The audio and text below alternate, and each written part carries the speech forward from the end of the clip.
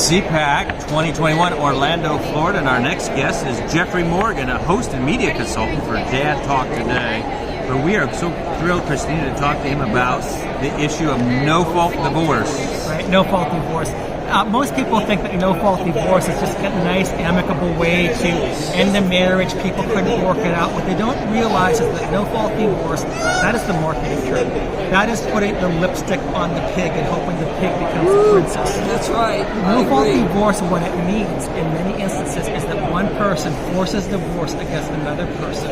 Wow. And the respondent has a predetermined outcome of divorce granted against him. Wow. So this is a big issue. I think it's one of the. I think for me, it's the primal evil in our society. Because when you talk about the destruction of marriage, you're talking about the destruction of family. Right. Marriage as a societal unit is supposed to bind a father and a mother together so that the children know who their parents are. Sure. And so that they can be raised in an intact house. When you have unilateral no-fault divorce, often one parent gets kicked out of the child's life or has to pay often the person who wants a divorce. Wow. Abandonment used to be considered a crime of some sort, right? Or something that was at fault. Yes. But now it's like, well, I just want out. I heard of one person who said, my wife became a vegetarian. I did not, so she divorced me. That's how petty this stuff gets. What I say is you can get divorced for any reason, for no reason. You can make up a reason. And you divorce, when you file the petition for divorce, basically you have a predetermined outcome. And the winner of the divorce is the person who wants a divorce. At that point, all of the attorneys are saying that they're going to help you, get a good settlement. Well, wait a minute. I haven't done anything that I should even have to give up anything. I mean, could you imagine that if you had police officers who just said, here's your ticket, sir, here's your ticket, and it's going to be a $500 fine.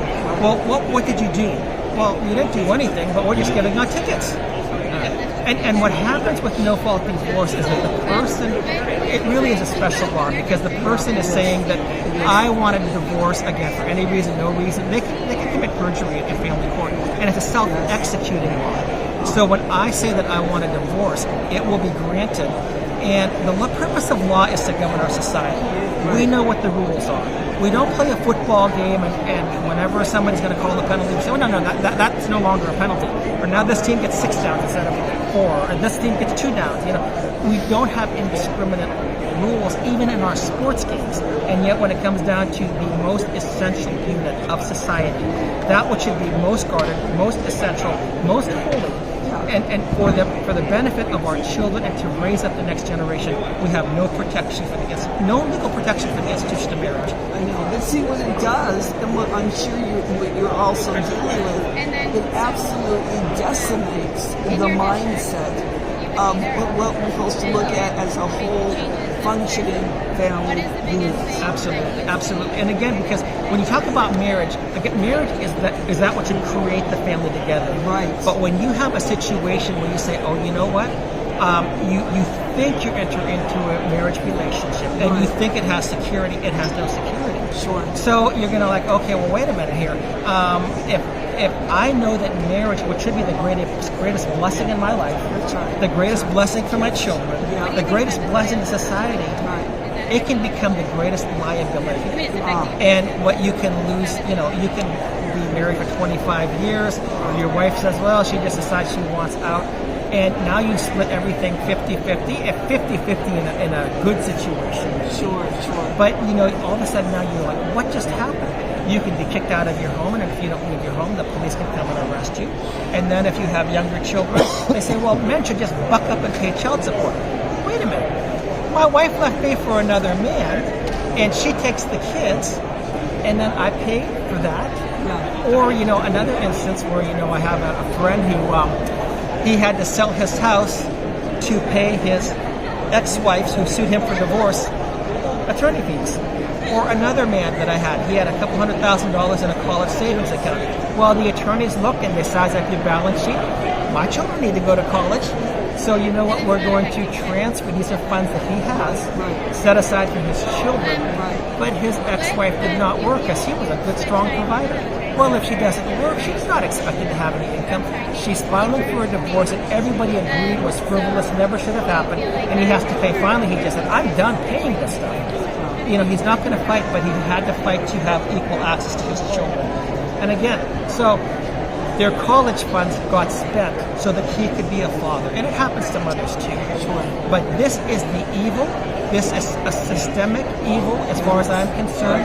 And it's something that as a religious person, as a pastor, yeah, when you marry somebody, right, because in the church, especially if you get married in the church, Catholic Church, you say, the Catholic Church says what? Marriage is indissoluble.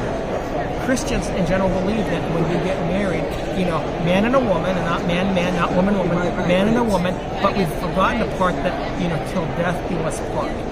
Now we should say, well, it's till divorce do us part, or till any one of us wants out. Basically we have right now is a registered cohabitation. We have no legal protection for marriage. And the other thing that bothers me is that, well, let's go to the state and say, state of Texas, I want to get a 3-month marriage license.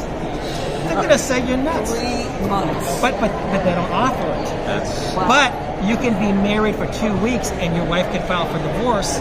Sometimes 3 months or 2 years or 5 years, whatever. And somebody said, well, what about? There's always a reason to destroy the family. There's always an excuse. But we have to talk about stability. The history of this, it's not like America has had no quote divorce since 1776 and the forming in George Washington's time. Right. This is a rather new invention. Are we talking in the 70s? So we're talking about, and the interesting thing is that normally speaking, Governor Reagan is the one who's been considered the person who signed no-fault divorce agreement. There actually was no-fault divorce agreement in Oklahoma prior to that. But Governor Reagan, they had to lie to him to convince him. Now remember, Governor Reagan went through a divorce when he was accused of mental cruelty. Now, wait a minute, you're being accused of something that you didn't do. And so the lie was this: it's going to become a more amicable divorce. And he'd had a hard time with it, but they deceived him. The second thing was no-fault divorce was originally to help keep families together. Because if you start off with accusations and inflammatory things like that, you're creating an environment that makes it harder to reconcile. And they had a family court system, a reconciliation court, that was actually working. But after they signed no-fault divorce, they got rid of that part of it. Wow. And see, this is if you want to talk about what happened, the family law attorneys, the divorce attorneys, they want business. They want clients. And they see somebody get married, oh, that's future inventory. And especially if you can do nothing to stop it. And they talk about it's nice and it's easy. But no-fault divorces cause more bitterness than anything else. Well, it's ridiculous because there's no place for true reconciliation to even try to keep the family together, which God intended to do. Absolutely. And that's being just absolutely messed What up. about remedies? Now, my wife and I actually have a covenant marriage, and we went all the way to Arkansas to get that from Indiana. Yes. But talk a little bit about remedies. We have just a little bit. So the covenant marriage is a great idea, but you know what? Even a covenant marriage should not be necessary because marriage is a religious sacrament or an ordinance. Why is the state even involved in it? So covenant marriage, even though it provides extra protection right now, even that detracts from the ideal. Now we do know that sometimes divorce is necessary, but it's still tragic when it takes place, and it's traumatic for children. But I said the same thing. My son got married last year, and he got married in the state of Texas, and I thought, please, why don't you get married in Arkansas? Because at least there you have a greater opportunity to keep that marriage together, because the state weaponizes the filing of divorce. The state will always, without exception, 100% of the time side with the person who wants a divorce. The respondent even said, wait a minute, I disagree with you. And this is viewpoint versus viewpoint. There's no fault actually. The state says, sorry, you will lose. There is a predetermined outcome. There is no 14th Amendment protection.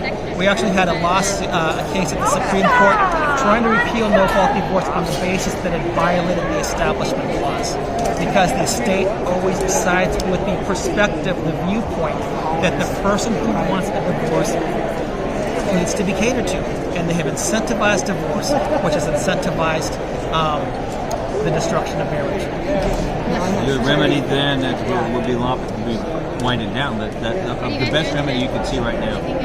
Best remedy we could see right now, it would be to go back to a fault-based system. For me, I think that unilateral divorce was actually instituted in the Bolshevik Russia by Vladimir Lenin to destroy the family, because destroying the family created a better, easier road for socialism, communism. we have to go back to the root cause analysis.